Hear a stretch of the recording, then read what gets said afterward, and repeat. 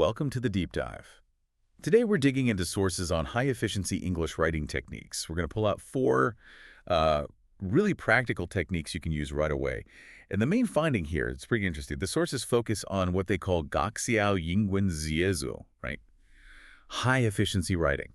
And it turns out progress isn't about learning fancy words. Not at all. It's about two things: clear structure and precise expression. So we're moving from just, piecing words together to actually writing logically. Exactly. The core philosophy in professional English is what the sources call 가이문지연션. I love that phrase. It means you open the door and see the mountain, you get straight to the point, no delay, and that's what these techniques are all for. Okay, so that leads us perfectly to technique one, which is the absolute bedrock of this whole approach.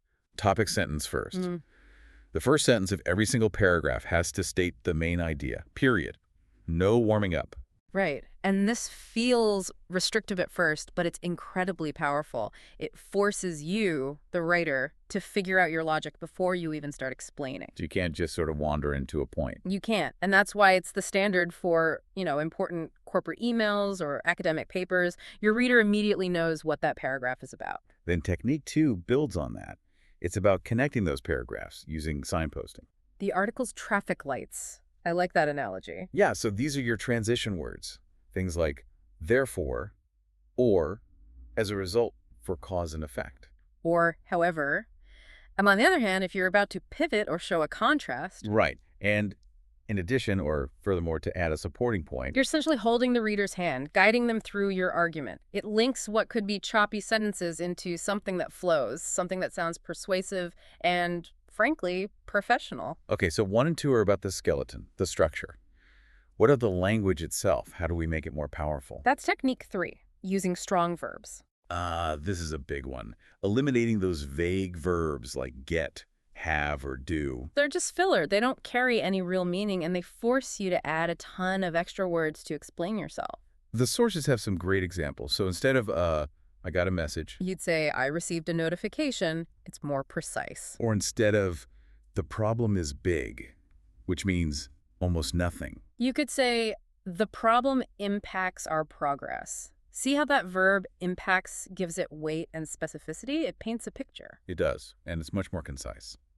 Okay, and the last one, technique 4, is a simple editing trick that I think a lot of people skip. They definitely do. It's reverse reading. Meaning you read your work out loud. Out loud, yes. Your ear will catch awkward phrasing that your eyes just skim over. So what's the tell? What are you listening for? It's simple. If you stumble or if you feel out of breath while reading a sentence, that's a huge red flag. So it tells you the sentence is too long, or the punctuation is off. Exactly, or the flow is just illogical. I've caught major errors this way, like a missing comma that totally changed the meaning of something important. So to put this all into practice, the sources suggest a pretty strict 5-minute daily routine.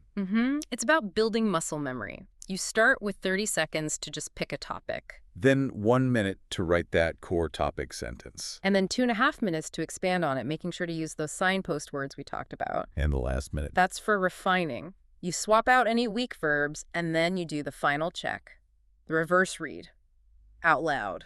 And for anyone who wants some help, there are a few tools mentioned.